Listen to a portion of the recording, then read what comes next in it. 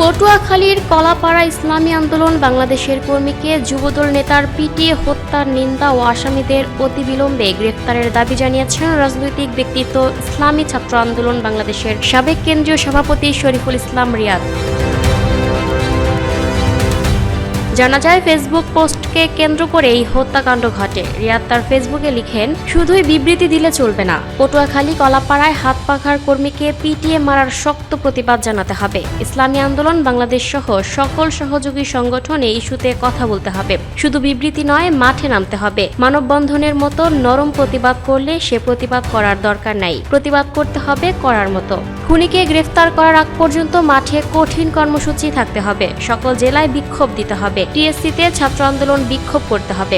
প্রতিটি ক্যাম্পাসে প্রতিবাদ নামাতে হবে। পটুয়াখালী ডিসি অফিস ঘেরাও করতে হবে। গ্রেফতার নিয়ে টালবাহানা করলে কলাপাড়ার ওসিকে অবরুদ্ধ করতে হবে। গ্রেফতার নিশ্চিত করার আগ পর্যন্ত কলাপাড়ায় ও পটুয়াখালী সদরে কর্মসূচি চলমান রাখতে হবে। এই মর্মান্তিক ইস্যুতে কোনো ছাড় দেওয়া যাবে না। সংগঠনের সক্রিয় কর্মীকে বিএনপির সন্ত্রাসীরা পিটিয়ে মেরে ফেলবে, এটাও দেখতে হবে। ওদের উচিত শিক্ষা দিতে হবে।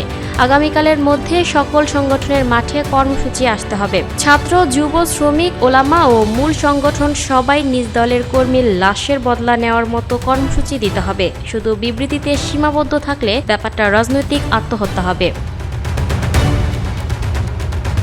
Lucky Akter, people voice television, Dhaka.